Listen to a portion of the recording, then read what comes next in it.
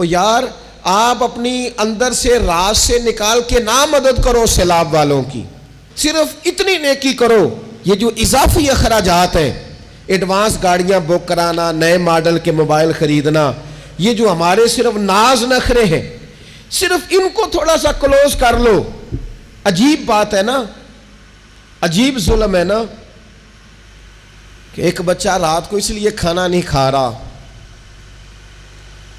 کہ اس کی مرضی کا پکا ہوا نہیں، اور ایک طرف میرے ہی وطن میں اس ویڈیو نے بھی میری چیخیں نکلوا دی جس میں ایک بیٹی، اور اس کی عمر بھی بالکل اتنی ہے جتنی میری بیٹی کی عمر ہے، اس سے وہ صحافی پوچھتا ہے پاؤں اس کے ننگے ہیں اور پاؤں پہ کیڑے چڑھ رہے ہیں، پانی جو چاروں جانب ہے، تو اس سے پوچھتا ہے پتر کیا چاہیے؟ وہ کہتی ہے صرف روٹی کھانی ہے، کوئی مطالبہ نہیں، کوئی مطالبہ نہیں. روٹی دا دکھ نہ پوچھو، یہ روٹی بندہ کھا جاندی جی،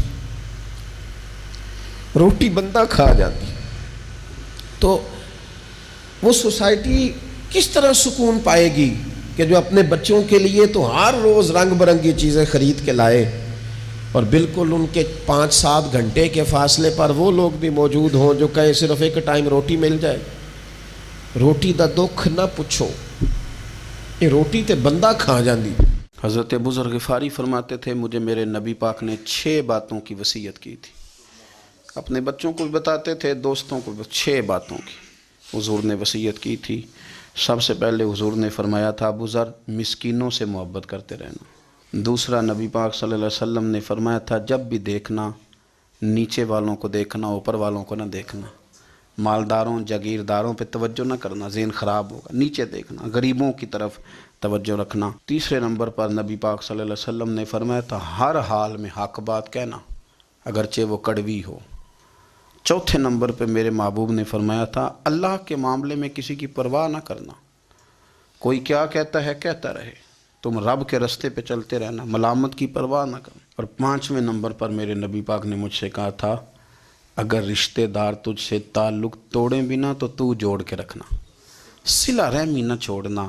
اور 6 نمبر پر حضور نے فرمایا تھا اللہ کے عرش کے خزانوں میں سے خزانہ ہے لا حول ولا قوت الا باللہ العلی العظیم. حضور نے فرمایا اسے پڑھتے رہنا، اسے کبھی نہ چھوڑنا. اے اللہ ان نیک اور پاک لوگوں کا صدقہ ہمارے دلوں کو تقوی عطا فرما.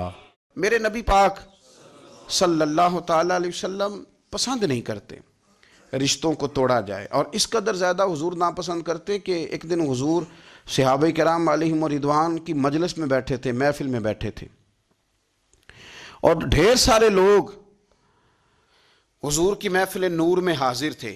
نبی پاک صلی اللہ علیہ وسلم نے نہ کبھی کسی کو اپنی محفل سے نہیں اٹھایا. کافر بھی آتے، مشرک بھی، منافق بھی آتے، وہ 1 سوال پوچھتے تو جواب ملتا، 10 سوال پوچھتے تو جواب ملتا، 100 سوال پوچھتے تو جواب ملتا. حضور صلی اللہ علیہ وسلم کھلے دل کے ساتھ ان کو باتیں بتاتے، جس قسم کی وہ بات پوچھتے حضور اسی قسم کا انہیں جواب ارشاد فرماتے. لیکن آج محفل جمی ہوئی تھی، صحابہ فرماتے ہیں بہت سارے لوگ تھے، اچانک نبی پاک نے ایک جملہ ارشاد فرمایا بھئی آج اگر ہماری محفل میں کوئی ایسا شخص موجود ہے جو رشتے توڑنے والا ہے، جس نے اپنے رشتے توڑ رکھے ہیں، تو وہ میری محفل سے اٹھ کے چلا جائے. گرا جو ان کی نگاہ سے وہ سنبھل نہیں سکتا. اگر کسی نے رشتے توڑے ہوئے ہیں جان بوجھ کے بغیر کسی شرعی وجہ اٹھ کے چلا جائے، اس محفل میں نہ بیٹھے. اتنی بڑی بات. صحابہ کہتے ہیں کہ اتنا بڑا جملہ بڑا کم سننے میں ملا، اٹھ کے چلے جاؤ. اگر کسی شخص نے اپنے رشتے توڑے ہوئے ہیں، اب وہ لوگ نہیں تھے جو یہ کہیں کہ پہلے ہماری بھی تو سنیں نا، ہم آپ کو بتائیں گے رشتہ داروں نے ظلم کتنا کیا ہے، ان کی زیادتیاں کتنی ہیں. ہم آپ کو لسٹ دکھاتے ہیں جس میں ہم نے ان کے گناہ لکھے ہوئے ہیں. ہمارے پاس وہ رجسٹر موجود ہے جس میں ہم نے 1 2 3 4 صفحے بھر دی ہیں ان کے ظلم. اب ہم سے سنیں تو صحیح. حضور نے فرمایا جس کا کوئی رشتہ دار ناراض ہے اٹھ کے چلا جائے میری محفل سے. ایک نوجوان اٹھ کے گیا اور اس نے بھی جا کے بحث کوئی نہیں کی. کہتے میری خالہ ناراض تھی، جیسے بھی مجھ سے ہو سکا نا میں نے خالہ کو راضی کیا. کیوں؟ یہ بڑا کمال نقطہ ہے، اس کو سمجھنا. یہ کمال نقطہ ہے. آج کو یہ نہیں کہ بچے کے دن رکھ لیے تو اب خالہ کو منانا ضروری ہو گیا ہے. اب یہ نہیں کہ رشتہ داری کرنی ہے تو منانا ضروری ہو گیا, شادی پہ جانا تھا تو ضروری ہو گیا. آج خالہ کو منانا اس لیے ضروری ہے کہ مدینے والے رسول نے کہہ دیا اٹھ کے چلے جاؤ. حضور کی رضا کے لیے, نبی پاک کو راضی کرنے کے لیے آج ضروری ہو گیا. ضروری. کریم نے فرمایا جس کا کوئی رشتہ دار ناراض ہے اٹھ کے چلا جائے. کہتے ہیں جیسے بھی مجھ سے ہو سکا, جس طرح. اس لیے نہیں کہ الیکشن تھے تو ضروری تھا, اور جیسے تیسے بھی تھا راضی کرنا مقصود تھا. اس لیے کہ اللہ رسول راضی ہو. میں نے خالہ کو راضی کیا, آ کے واپس بیٹھا. اب رسول پاک علیہ السلام نے قول ارشاد فرمایا, بات ارشاد فرمائی. حضور صلی اللہ تعالی علیہ وسلم نے فرمایا سنو بھائی, اس قوم پر رحمت نازل نہیں ہوتی جس میں کوئی رشتے توڑنے والا موجود ہو. ہمارے ہاں نوجوان نسل کے اندر بالخصوص یہ مرض تیزی سے آیا ہے, مذاق کرنے والا, لطیفہ سنانے والا. اور اب وہ جو کہ پرموٹ ہوا ہے تو بعض بڑی عمر کے لوگوں میں بھی اس بیماری نے جڑیں پکڑ لی ہیں. ہر لطیفہ سنانے کا نہیں ہوتا, ہر بات بتانے کی نہیں ہوتی. ہر جگہ آپ کا رویہ اس طرح کا نہیں ہونا چاہیے کہ جو آپ کے منہ میں سمجھ میں آیا وہ آپ نے کہہ دیا, وہ جھوٹ ہو وہ سچ ہو. کچھ باتیں اس طرح کی ہیں جو آپ کی شخصیت کو کمزور کریں گے. اگر آپ وہ والی بات کر دیں گے, اگرچہ اس سے لوگ 10 منٹ کے لیے مسکرا لیں گے, لیکن کئی دفعہ لوگوں کو محسوس ہوگا کہ جس خوبصورت چہرے کو میں دیکھتا ہوں اس کے اندر سے یہ والی بات نہیں نکلنی چاہیے, کوئی اور نکل آتی. آپ حیا کے دائروں کے اندر جب سمٹے ہوئے رہیں گے, تھوڑا سا آپ کا لوگوں سے پردہ رہے گا, اس میں بڑی ساری آسانیاں ہوں گی. میں نے تو یہ دیکھا ہے کہ جہاں لوگوں نے بے تکلفی زیادہ کر لی, مذاق زیادہ ہوئے, وہاں نفرتوں نے جنم لینا شروع کیا. مذاق میں غصہ اتنا زیادہ بنا کہ پھر وہ باتیں ٹوٹ گئیں, پھر وہ تعلقات خراب ہو گئے. اگر تھوڑا پردہ رہے, تھوڑی شرم و حیا رہے. میرے نبی پاک صلی اللہ علیہ وسلم کا جو دین ہے نا, وہ ڈھکا چھپا نہیں, وہ دین مبین ہے.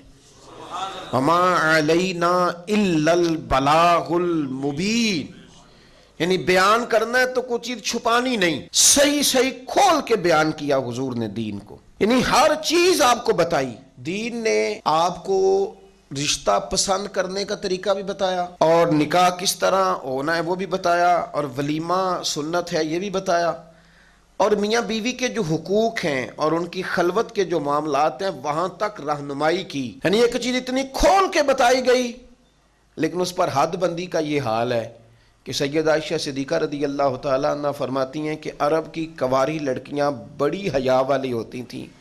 عرب کی کنواری پردہ نشین لڑکیاں بڑی حیا والی ہوتی تھیں. بڑی مشکل سے ان سے کوئی بندہ بات نکلواتا تھا. باقی لوگ کہا کرتے تھے کہ تو عرب کی کنواری لڑکیوں کی طرح شرمیلا ہو گیا ہے. لیکن سیدہ عائشہ فرماتی ہیں مدینے والے محبوب کو میں نے دیکھا, اور یہ گواہی کون دے رہی ہے؟ بیوی. یعنی جو زوجہ ہوتی ہے اس کے ساتھ انسان بہت ساری جگہوں پہ بے تکلف ہوتا ہے, وہ ایک دوسرے کا لباس ہے. لیکن سیدہ پاک فرماتی ہیں کہ میں نے نبی پاک کو عرب کی پردہ نشین کنواری لڑکیوں سے بھی زیادہ حیا کرنے والا دیکھا ہے. اتنی حیا. ایک دفعہ کچھ عورتیں مسئلہ پوچھنے آ گئیں. ہمارے ہاں کچھ لوگ کہتے ہیں شرع میں شرم کوئی نہیں, تو کیا شرع بے شرم ہوتی ہے؟ یہ کیا بات کی آپ لفظوں کے حدود کو اور لفظوں کو پردہ ڈال کے بھی بہت ساری باتیں آپ پوچھ سکتے ہیں. اور اب تو مجھے بڑی تکلیف ہے یہ بات کرتے ہوئے. کچھ لوگ مفتی ہونے کا دعویٰ کرتے ہیں لیکن ممبروں پہ بیٹھ کے سستی شہرت کے لیے اور لوگوں کو بتاتے ہیں جب میں نے دوسری شادی کی تو یہ ہوا, جب میں نے تیسری شادی کی تو یہ ہوا. اور حرم میں بیٹھ کر کچھ لوگ یہ کہانیاں سنا رہے ہوتے ہیں کہ پیسے ہوں تو پھر جتنی مرضی شادیاں کرو. یعنی آپ قوم کے اندر بے حیائی کی باتیں کر رہے ہیں اور ممبر و محراب سے کر رہے ہیں اور سستی شہرت کے لیے کر رہے ہیں, صرف یہ کہ آپ کے فالوور زیادہ ہو جائیں گے, ذرا نوجوان نسل آپ کو زیادہ دیکھے گی. یعنی اتنی کمزور اور کچی اور مطلب ٹوٹی ہوئی گفتگو لوگ کرتے ہیں, جس طرح معاذ اللہ تعالیٰ کوئی ایسے لوگ کرتے ہیں کہ جن کا کسی اور شعبے سے تعلق, اور آپ شہرت کے لیے یہ کام کر رہے ہیں. یہ نوجوان سنتے ہیں جی, کہتے ہیں مولوی بڑا شغل کرتا ہے. یہ شغل کی جگہ ہے. رسول کریم صلی اللہ علیہ وسلم کی بارگاہ میں کچھ عورتیں مسئلہ پوچھنے آئیں, نبی پاک کی ذمہ لگایا میرے رب کریم نے, حضور نے کھول کے دین بتانا ہے. لیکن رسول پاک سے جب انہوں نے کچھ ایسے مسائل پوچھے جو عورت کی پاکی پلیدی سے متعلقہ تھے, تو سیدہ عائشہ صدیقہ کہتی ہیں حضور جواب دے رہے تھے. اور نبی کا درجہ امت کے لیے باپ کا درجہ ہے, باپ کا درجہ ہے.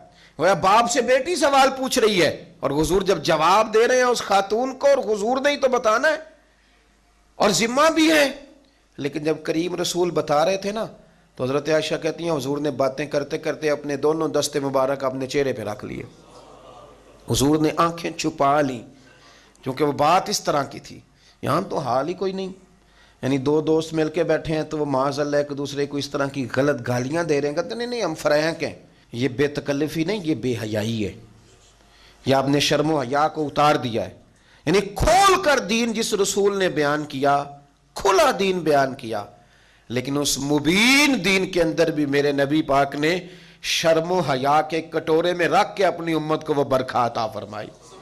حضور نے وہ رحمت کی بارش شرم و حیا میں لپیٹ کی اپنی امت کو دی۔